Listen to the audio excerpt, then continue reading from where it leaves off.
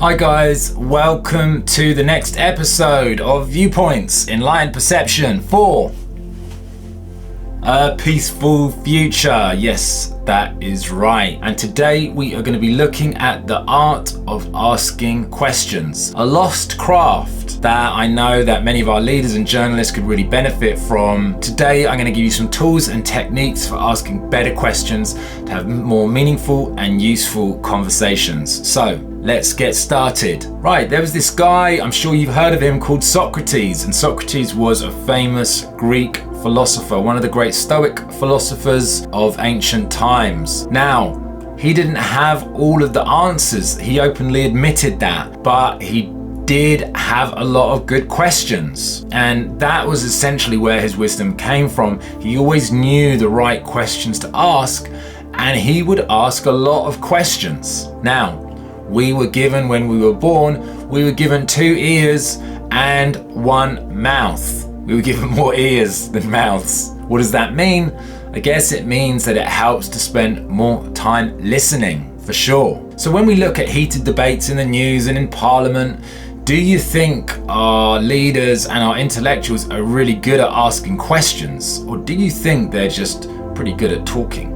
It seems that so many conversations, people spend their time trying to persuade and get out their point. And look, there's nothing wrong with that, but when you've got 2 people doing that with each other, do they really make progress? Do they really achieve their objectives? As you guys probably know, I'm a cognitive behavioural therapist. Now, CBT therapists, we generally look at what people's thoughts are, what people's beliefs are. But the key way that we work is we ask questions. It's very difficult to persuade someone about a way to look at reality. Most of us are set in our viewpoint, our perspective, and as you know from previous videos, it's very difficult for us to step out of that. Now, when we ask people questions about their viewpoint, what we're doing is we're encouraging them to think for themselves. We're encouraging them to look for themselves at their own perspective.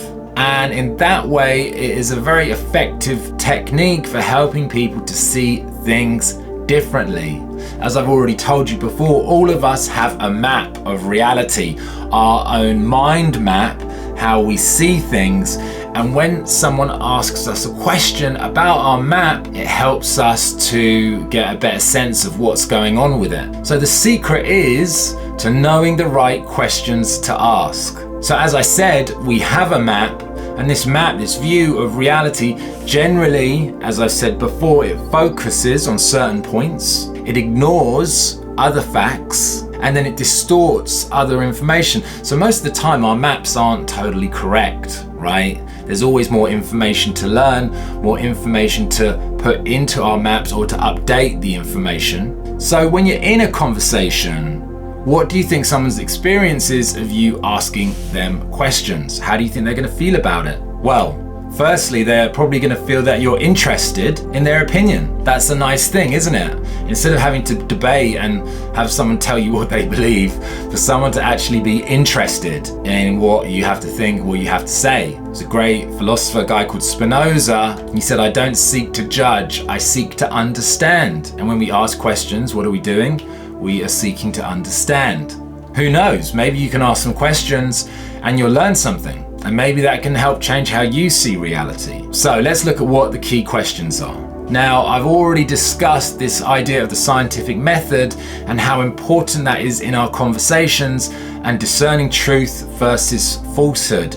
It's very important. And one of the key questions you can ask is, what evidence do you have to support your claim? Where did you hear it? What examples do you have? A lot of the time people talk about their opinions, but when you dig down and you look for examples, they don't really have evidence to totally support their case. It's a very simple question to use. Asking what evidence somebody has can very quickly help you get to the heart of the conversation. And maybe they've got some really good evidence.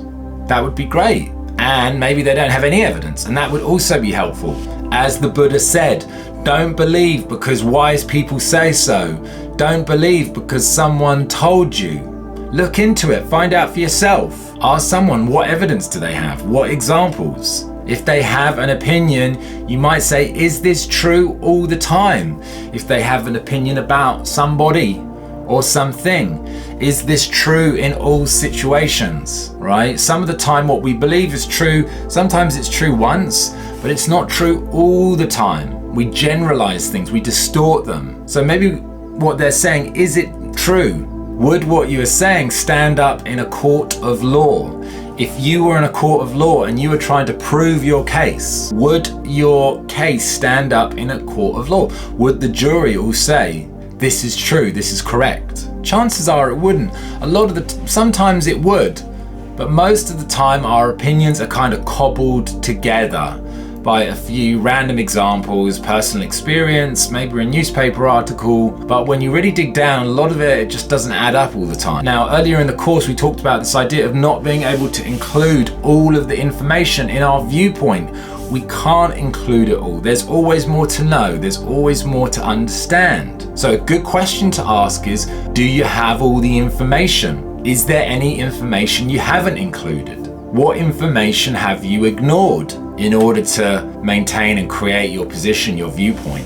How did you form your opinion on this? It's always really interesting to understand how people have formed their opinion. You know, maybe they read a newspaper article, maybe their parents told them, maybe it was a view they were brought up with. But it's interesting to understand how people come to their conclusions, because there'll be a process of thinking, and when you understand how people come to their conclusions, it tells you a lot about their viewpoint, about their thinking process, and it also helps you to see what information they've included and what they haven't included. So asking questions is just super cool.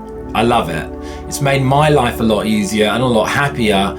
It makes conversations I have with friends and family really cool because it helps me to be more interested. I always wanted to be the sort of guy that asked more questions. I wanted to talk less and get better at asking more questions, because I've had people ask me questions and I like it. It helps me to think about what I'm saying. It helps me to reflect and consider that. And I think it's just nice not to talk so much. To be honest with you, I haven't mastered it.